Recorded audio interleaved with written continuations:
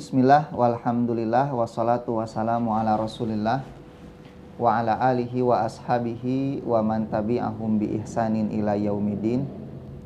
Ya ayyuhalladzina amanu taqullaha haqqa tuqatih wa la tamutunna illa wa antum muslimun. Fa inna asdaqal hadisi kitabullah wa khairal hadyi hadyu Muhammad sallallahu alaihi wasallam wa syarrul umuri muhdatsatuha wa kullu muhdatsatin bid'ah wa kullu bid'atin dhalalah wa kullu dhalalatin finnar.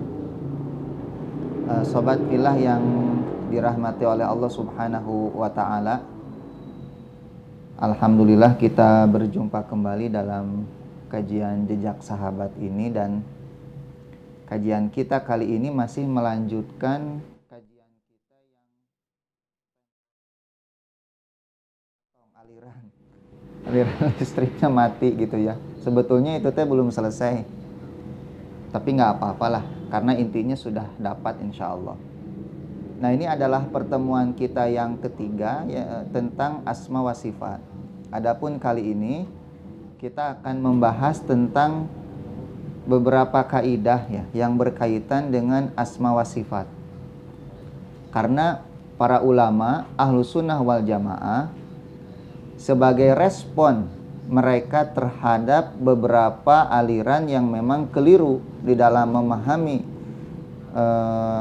asma wa sifat itu, mereka membuat beberapa kaidah untuk membimbing kita sehingga pemahaman kita terhadap asma wa sifat itu tidak keliru.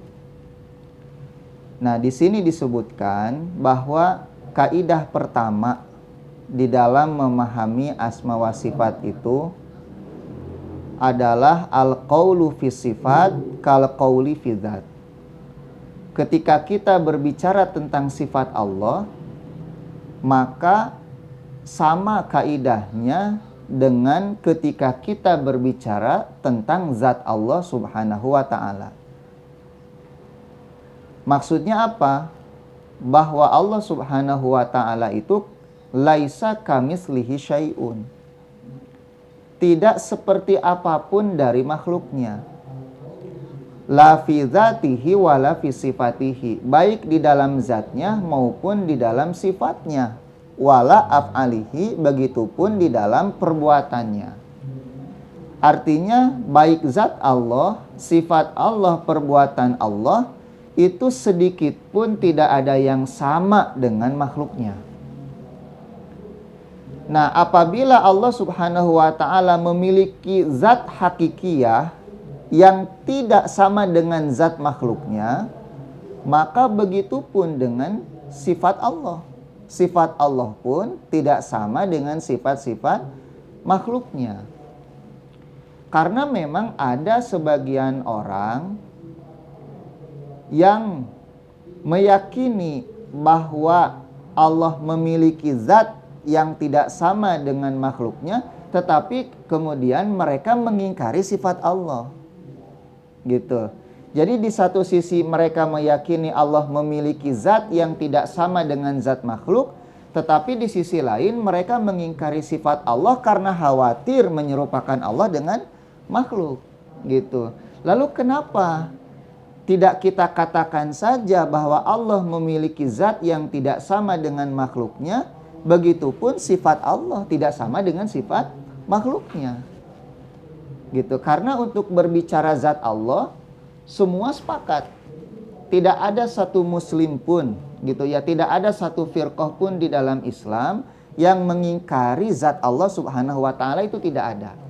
Semua sepakat. Kata para ulama bahwa keyakinan terhadap zat Allah itu adalah sesuatu yang ijma di antara kaum muslimin.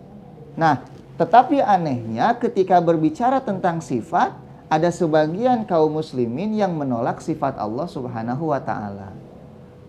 Gitu ya. Dan kita bisa saksikan sendiri bagaimana beberapa tahun ke belakang ya, sempat ada polemik lah sebagian asatid gitu kan, yang mengingkari Allah istiwa gitu, kemudian mentakwil bahwa istiwa itu artinya adalah menguasai dan semacamnya. Dengan alasan kalau kita mengisbat istiwa untuk Allah, seolah-olah kita menyerupakan tasbih atau tamsil Allah dengan makhluknya gitu. Padahal ketika Allah memiliki zat yang tidak sama dengan makhluk, maka sifatnya pun tidak sama dengan makhluk. Nah, yang pertama kali berbicara tentang hal ini, yang memberikan kaidah ini adalah Syekhul Islam Ibnu Taimiyah di dalam kitabnya Majmu'atul Fatawa. Sebagai contoh lah misalnya, Allah itu wujud, makhluk pun wujud. Kita ini wujud, ada. Tetapi wujudnya kita tentu tidak seperti wujudnya Allah, kan gitu. Nah, begitu pun sama ketika kita berbicara tentang Allah itu mendengar, maka tidak seperti pendengaran kita. Gitu kan ya, ini kan sifat. Misalnya Allah itu melihat, maka tidak seperti penglihatan kita. Allah itu memiliki sifat mahabbah, mencintai orang-orang yang beriman kan gitu. Maka mahabbah Allah tidak seperti mahabbahnya makhluk semua seperti itu. Misalnya Allah memiliki sifat yad, tangan, maka tangan Allah tidak seperti tangannya makhluk. Kenapa kita harus menyamakan tangan Allah dengan tangan makhluk padahal kita belum pernah melihat Allah? Ketika kita mendengar tangan monyet, apakah kemudian terbayang tangannya seperti tangan kita? Misalnya kan tidak, apalagi Allah kan gitu. Kaki meja kan tidak kemudian kita terbayang bahwa ada jarinya 5 misalnya, jempolnya gede sabelah misalnya, kan tidak gitu ya. Tentu kaki meja adalah kaki yang sesuai dengan meja, kaki manusia yang sesuai dengan manusia, kan seperti itu. Maka ketika kita berbicara tentang yadullah, yaitu yad, tangan yang sesuai dengan keagungan Allah Subhanahu wa ta'ala.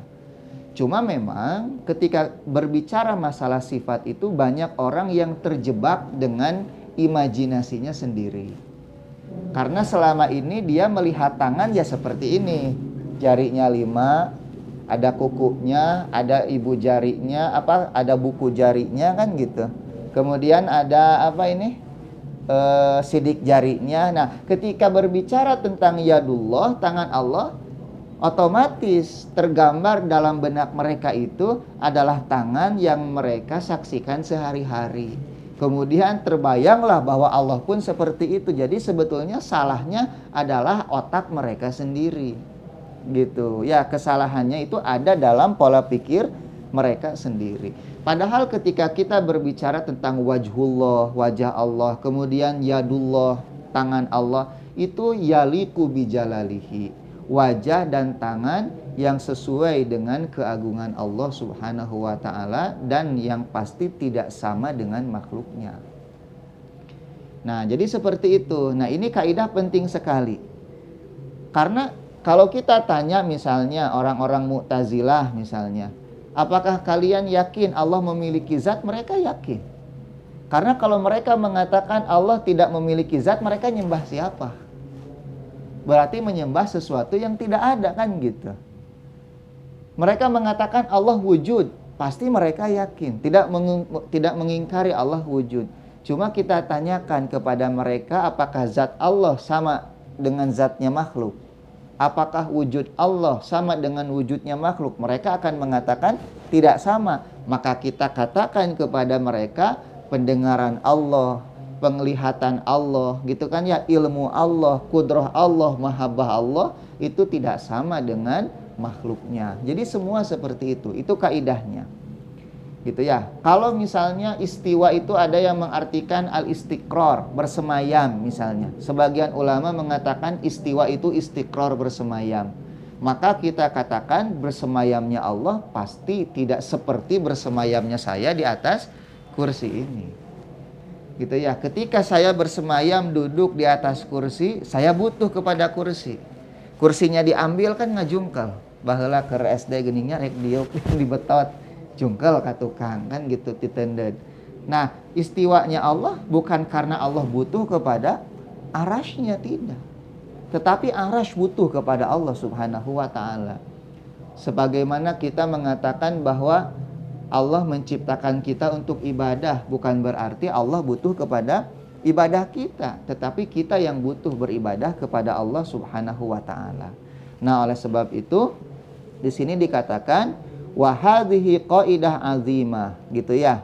Ini adalah kaidah yang sangat agung, di mana dengan kaidah ini kita bisa berdiskusi dengan orang-orang yang mengingkari sifat Allah Subhanahu wa taala, tetapi di satu sisi mereka menetapkan zat Allah Subhanahu wa taala. Maka kita katakan kepada mereka bahwa zat Allah itu, menetapkan zat Allah Subhanahu wa taala itu sama dengan menetapkan sifat Allah atau sebaliknya. Gitu. Nah, di sini ada sebagian kaidah ya. Apabila orang berkata, kata penulis kitab ini, la usbitu sifat, aku tidak akan menetapkan sifat, karena di dalam isbat sifat itu ada tashbih, katanya, penyerupaan lillah Allah bi khalqihi dengan makhluknya. Maka kita katakan anta tusbitu lillahi zatan haqiqatan. Engkau menetapkan bagi Allah zat secara hakikat. Dan engkau pun tusbitu lil makhlukit zawatan, menetapkan zat untuk makhluk. Afalaisa hadza tashbihan ala qauli? Bukankah ini juga tashbih berdasarkan pendapatmu, gitu ya. Kalau dia menetapkan zat bagi Allah, bukankah makhluk pun punya zat? Gitu. Lalu kenapa ini tidak dikatakan tashbih? Gitu ya. Kenapa tidak dikatakan tashbih? Nah, apabila mereka mengatakan zat Allah tidak seperti zat makhluk, maka kita katakan sifat Allah pun tidak seperti sifat makhluknya. Sama seperti itu. Nah, itu kaidah yang pertama.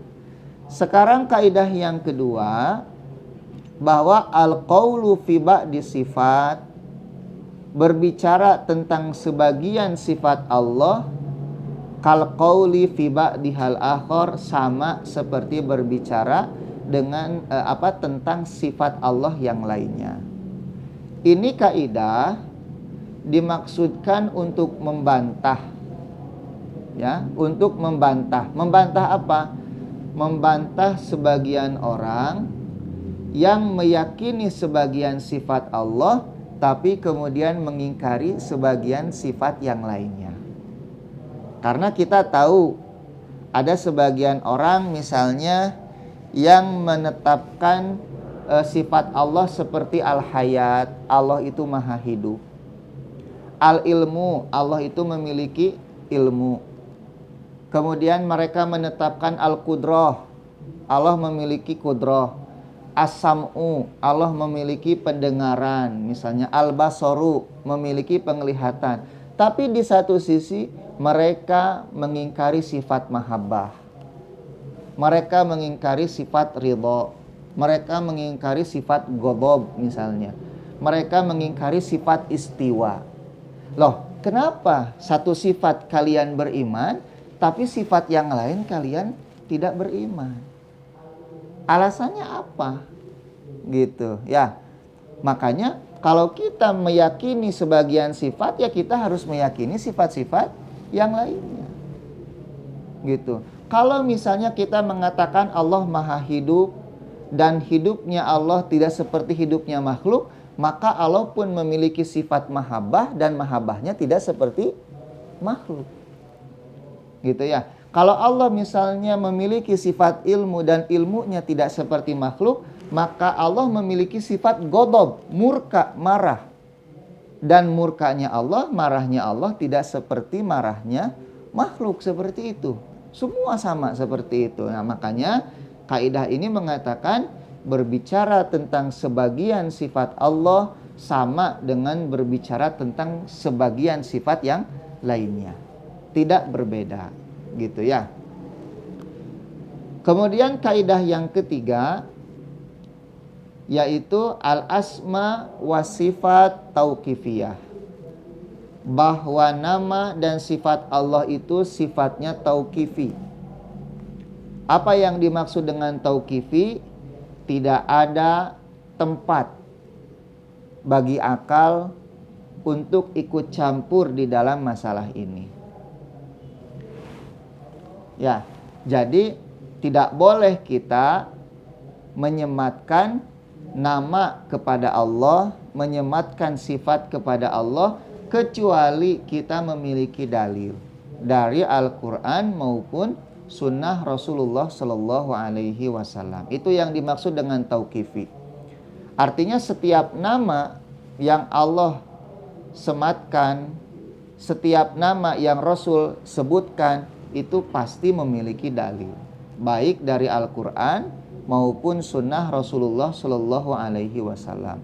Maka kita sebagai manusia tidak boleh menyematkan nama kepada Allah dengan satu nama yang Allah tidak menyematkan nama itu untuk dirinya sendiri, atau Rasulullah tidak menyematkan nama itu untuk Allah Subhanahu wa Ta'ala. Karena beberapa tahun ke belakang kan kita menemukan fenomena ya, ada sebagian misalnya kajian dengan judul-judul yang mungkin ingin disesuaikan dengan audiensnya yang baru hijrah seperti itu. Kemudian kita baca ada satu judul misalnya Allah Maha Asik misalnya gitu, Allah Maha Keren. Itu nggak boleh itu. Nanti orang sembarangan, nanti Allah Maha Perlente kan gitu juga kan nanti orang sembarangan gitu ya. Tapi kan ada ya, kita menyaksikan sendiri lah, ngejapri Allah misalnya kan Allah mah nggak punya HP kan gitu ya. Masa Allah nyepeng HP, emangnya Ariel nyepeng HP kan gitu. Nah, kita nggak boleh sembarangan berbicara seperti itu. Dulu pernah ada yang nulis Allah Yamaha, yang maha kuasa, disingkat jadi Yamaha. Itu nggak boleh itu. Itu bermain-main dengan nama Allah seperti itu bukan bagian dari manhaj Ahlus Sunnah wal Jamaah. Gitu ya. Kalau kita ingin menamai Allah, cari dulu ada nggak dalilnya.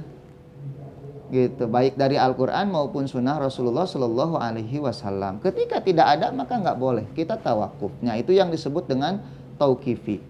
Ketika kita menyematkan satu nama untuk Allah, padahal Allah dan Rasulnya tidak menyematkan nama itu, maka kita telah berbicara atas nama Allah tanpa dasar ilmu.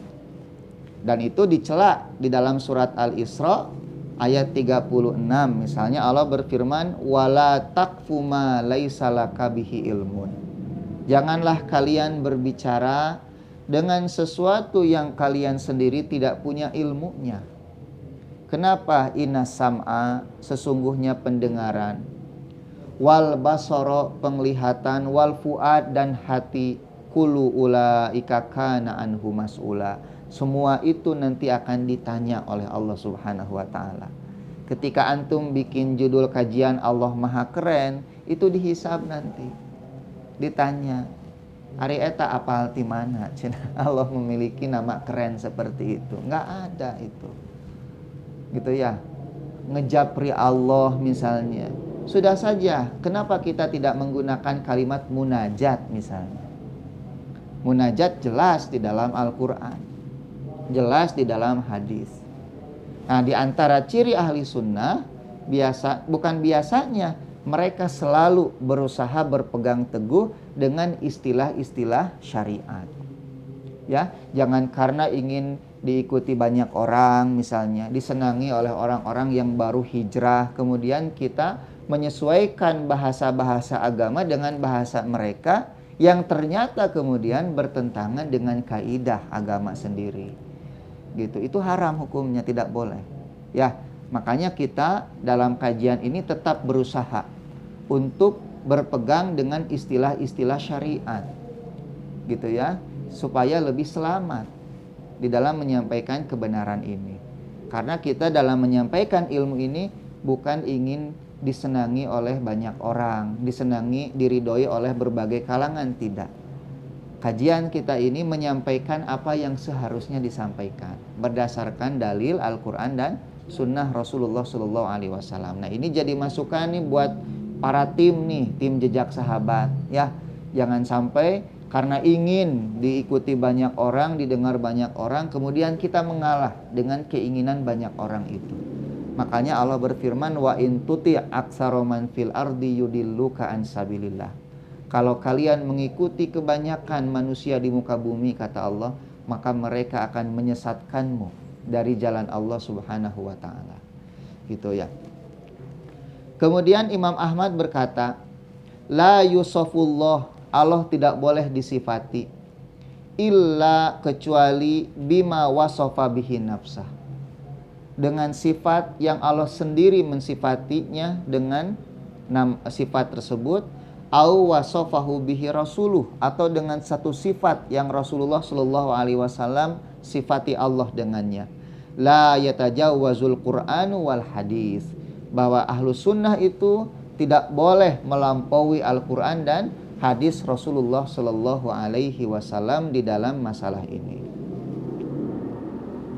Nah, ahli ilmu, sebagian ahli ilmu gitu ya, mengatakan annal ilmal bisyai, bahwa mengetahui sesuatu itu tidak bisa kita dapatkan, tidak bisa kita lakukan mengetahui sesuatu kecuali dengan 3 cara. Gitu kan ya. Untuk mengetahui sesuatu itu caranya ada 3. Yang pertama dengan melihatnya sendiri. Yang kedua dengan melihat sesuatu yang mirip dengan sesuatu tersebut. Gitu ya. Yang ketiga gitu ya, dari au wasfuhu miman ya'rifuhu, kita mengetahui sesuatu itu dari orang lain yang mengabarkan kepada kita. Ini 3 cara, 3 metode untuk mengetahui sesuatu. Pertama, kita melihatnya sendiri. Misalnya kita ingin tahu gajah ke kebun binatang, gitu ya, ke kebun binatang. Kita melihat, oh ini gajah. Kalau boga duit misalnya mahal, enak ke kebun binatang 40.000 misalnya, gitu. Mungkin kita bisa melihat binatang yang lain yang mirip dengan gajah misalnya. Nah, mirip dengan gajah misalnya badak lah gitu ya. Ngan aya nu ngabejaan, tah badak mah gajah mah siga kieu bentukna. Gitu.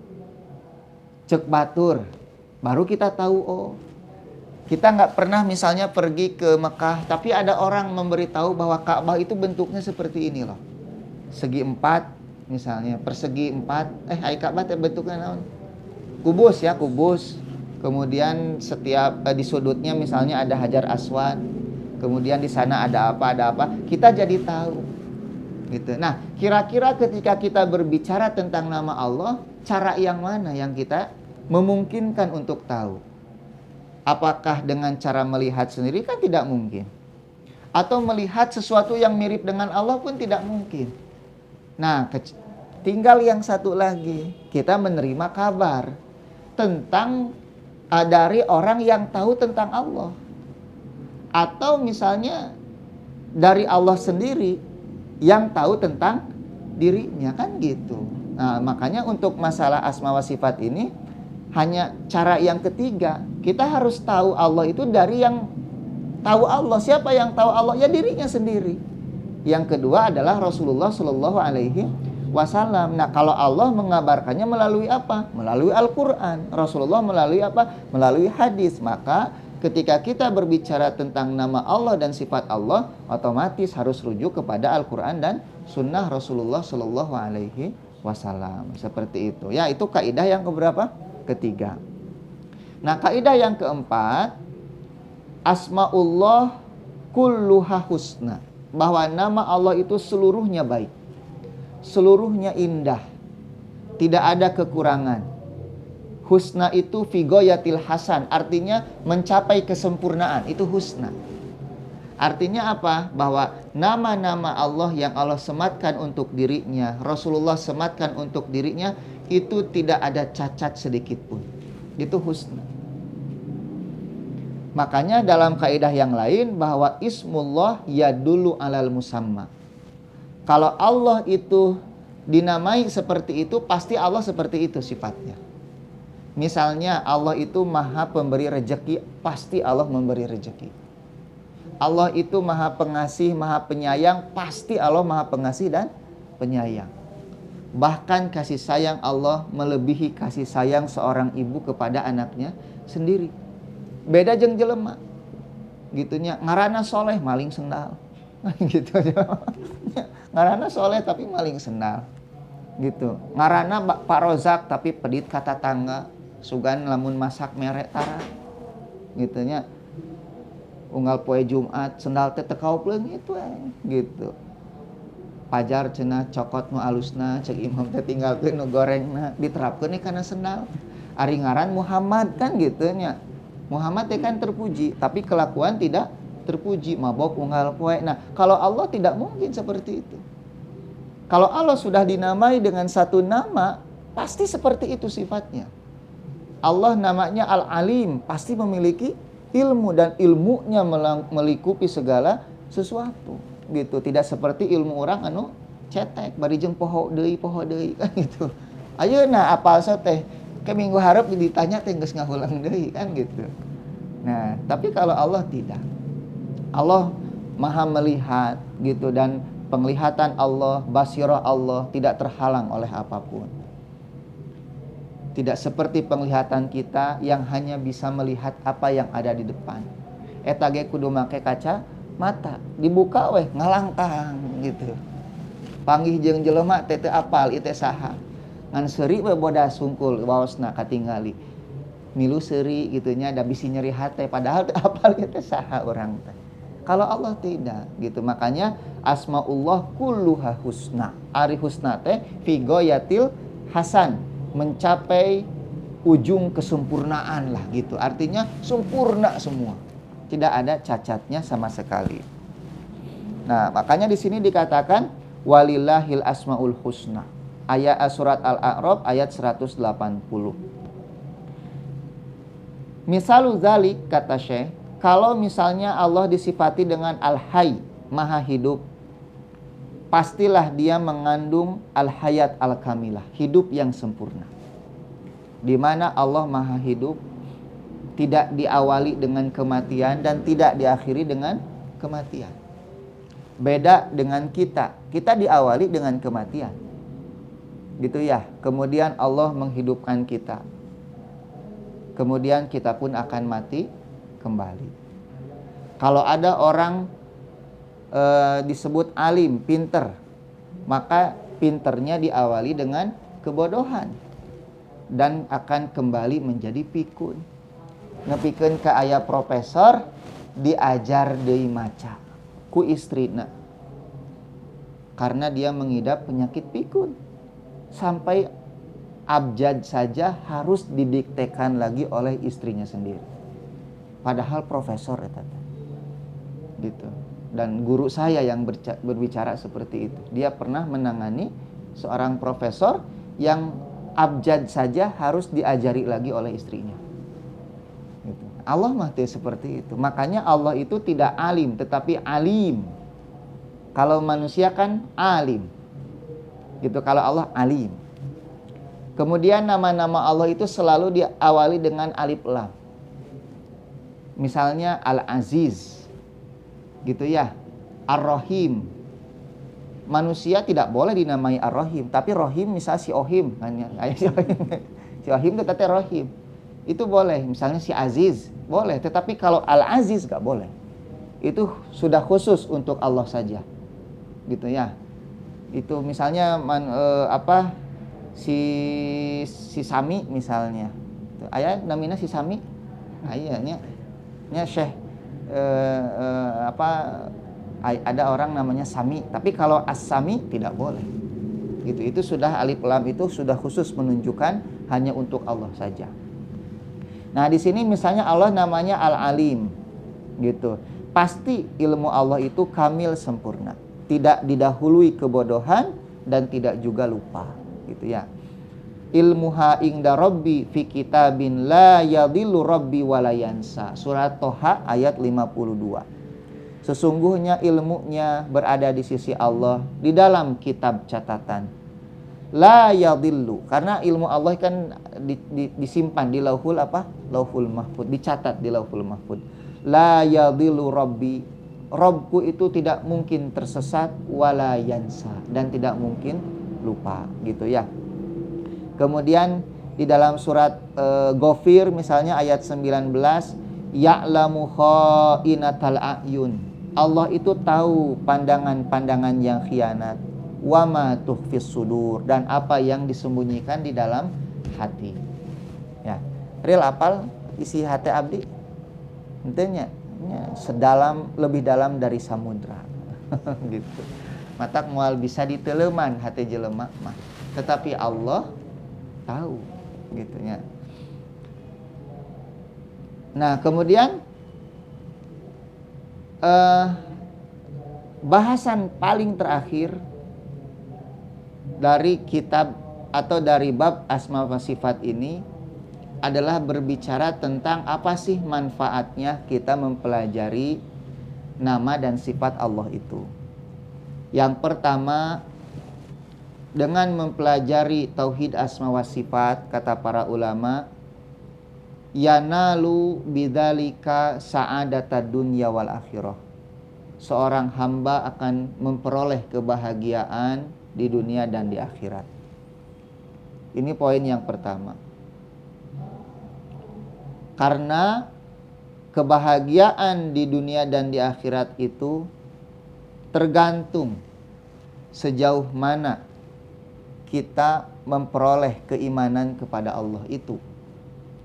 Dan di antara faktor peningkat keimanan adalah berbicara atau mengilmui nama dan sifat-sifat Allah. Jadi semakin berbicara tentang nama Allah, semakin nambah keimanan seorang mukmin itu. Gitu. Artinya apa? Bahwa konsep-konsep, kaidah-kaidah yang kita bicarakan hari ini tidak boleh hanya sebatas konsep yang kemudian berputar-putar dalam kepala kita seperti halnya filsafat misalnya, tetapi harus mewarnai seluruh kehidupan kita sehari-hari. Yang kedua, bahwa keimanan kepada asma wa sifat itu ini menjadi sebab paling besar untuk menambah rasa takut kepada Allah. Ya. Dan setiap kali rasa takut itu bertambah, maka bertambah pula ketaatan kita kepada Allah Subhanahu wa ta'ala. Kenapa? Karena semakin seorang hamba mengenal Allah, seharusnya dia semakin takut. Oleh sebab itu Allah berfirman, innama yakhsyallaha min ibadihil ulama. Orang yang paling takut kepada Allah itu adalah ulama. Kenapa? Karena mereka yang paling mengenal Allah. Jadi kalau kita masih bermaksiat kepada Allah, ya mungkin karena ilmu kita tidak seperti ilmunya ulama. Makrifat kita kepada Allah tidak seperti makrifatnya para ulama. Makanya ulama itu orang-orang yang paling jauh dari maksiat setelah Rasulullah Shallallahu Alaihi Wasallam. Gitu. Karena mereka tahu seluk-beluk Allah, walaupun tidak mencapai hakikat Allah yang sebenarnya, gitu. Karena tidak mungkin ada orang yang mencapai hakikat Allah seperti apa, nggak mungkin. Kaifiat Allah seperti apa, nggak mungkin tahu, gitu ya, tidak mungkin tahu. Nah, oleh sebab itu, ikhwan, penting kita belajar tentang asma wa sifat. Misalnya Allah syadidul iqab, maha keras siksanya. Maka tumbuh rasa takut dalam diri kita untuk melakukan maksiat. Tapi ketika kita mengenal nama Ar-Rahman, tidak juga lantas kita berputus asa disebabkan maksiat-maksiat yang kita lakukan. Gitu. Karena ada sebagian orang yang ketika bermaksiat, dia merasa Allah tidak akan mengampuninya, gitu. Nah, ini menunjukkan dia tidak paham bahwa Allah itu maha pengasih lagi maha penyayang. Ada juga orang yang ketika bermaksiat kemudian baik dan kege diampuni, Allah maha pengasih maha penyayang. Dia lupa Allah pun syadidul iqab, maha keras siksanya. Nah, ini harus seimbang. Nah, dengan mempelajari asma wa sifat seperti itu akan muncul keseimbangan di dalam diri kita antara khauf dan roja, antara takut dengan harap, seperti itu. Kemudian yang ketiga, bahwa dengan mempelajari asma wa sifat kita akan mendapatkan ketenangan hati, tumaninah. Gitu ya, warohatan nafsi, ketenangan jiwa. Bahkan anisu khatirhi, ketenangan apa? Pikiran. Rasa aman, baik di dunia maupun di akhirat. Karena orang yang yakin Allah itu Rozak, Maha Pemberi rezeki misalnya, dia tidak mungkin kemudian merasa risah, gelisah dengan rezekinya. Banyak orang yang merasa tidak akan mendapatkan rezeki dalam hidup ini, akhirnya mengakhiri hidupnya sendiri, bunuh diri. Bahkan kemarin kasus di Sumatera itu, seorang ibu yang menyembelih ketiga anaknya ketika tidur ya. Ketika ditanya, kunaon buat dipencit ibu, kenapa anak ibu disembelih? Karena dia putus asa dengan kemiskinan. Dia lupa bahwa Allah itu Maha Pemberi apa? Rezeki. Gitu. Selama hidup, rezeki kita diatur oleh Allah Subhanahu wa taala. Tinggal bagaimana kita menjemput rezeki tersebut. Ketika orang sakit misalnya, dia tahu salah satu nama Allah itu Asy-Syafi, Allah Maha Penyembuh, maka dia tidak akan berputus asa dengan penyakit yang dideritanya. Gitu. Nah, itu fungsinya apa? Fungsi dari keimanan kepada asma wa sifat. Makanya di dalam surat Ar-Ra'd ayat 28 Allah berfirman, alladzina amanu, orang-orang yang beriman, wa tatma'innu qulubuhum bidzikrillah, dan hati mereka menjadi tenang karena zikir kepada Allah. Ala bidzikrillahi tatma'innul qulub, bukankah dengan zikir kepada Allah hati mereka menjadi tenang. Kemudian yang selanjutnya ikhwan, bahwa dengan mengimani asma Allah ini, sifat-sifat Allah ini, kita akan mendapatkan sawabal akhirah, pahala di akhirat. Ya.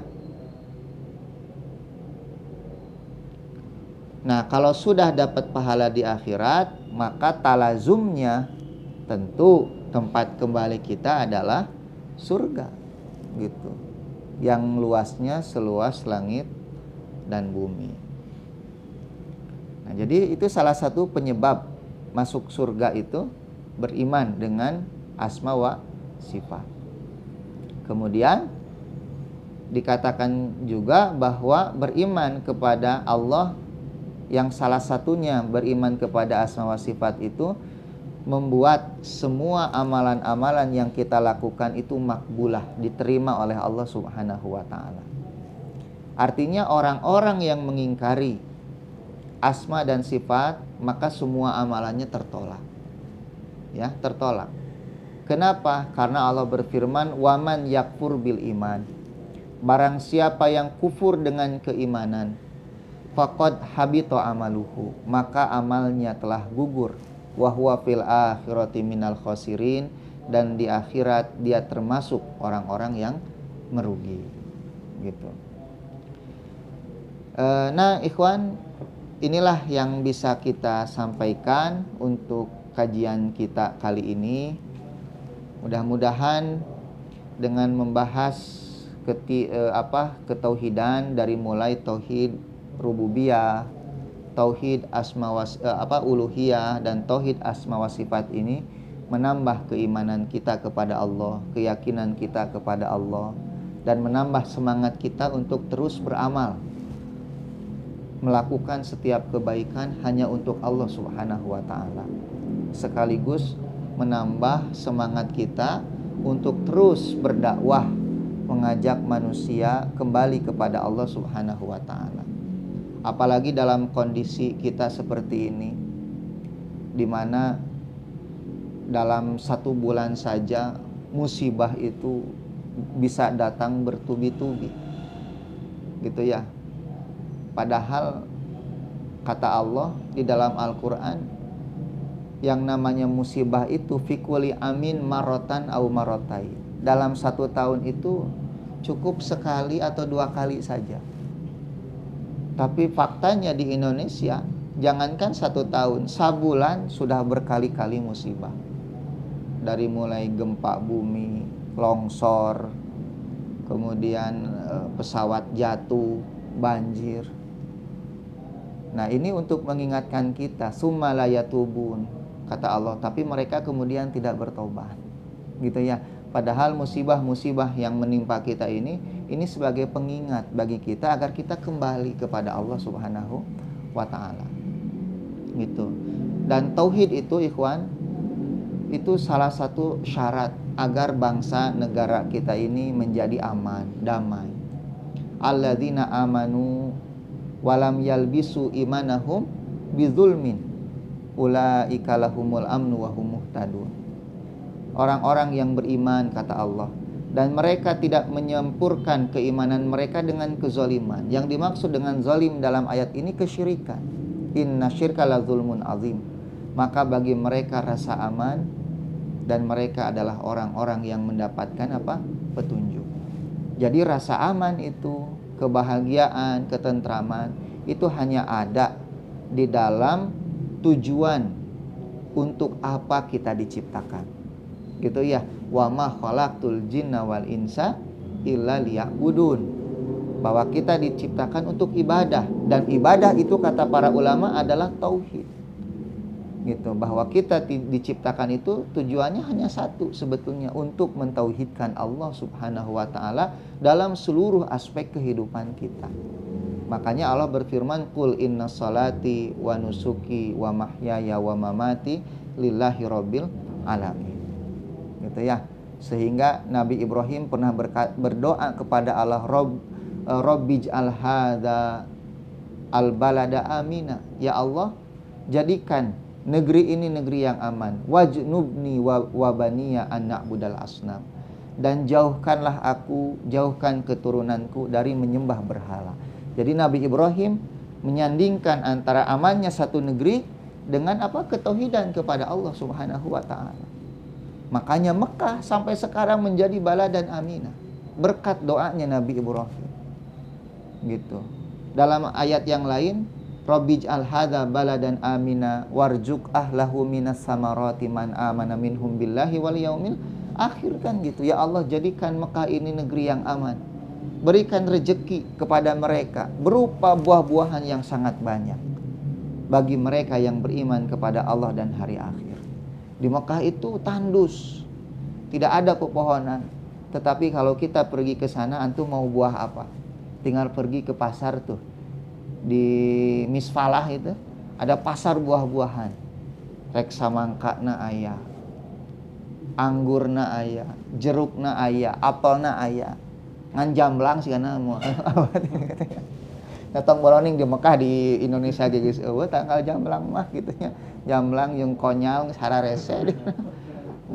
Jamblang konyal hararese tong boloning di Mekah, di lembur Bandung yang geus teu aya nu kitu mah. Gitu. Tetapi ini berkat doanya Nabi apa? Ibrahim. Mekah itu bebatuan, mau bikin rumah saja, bikin hotel saja orang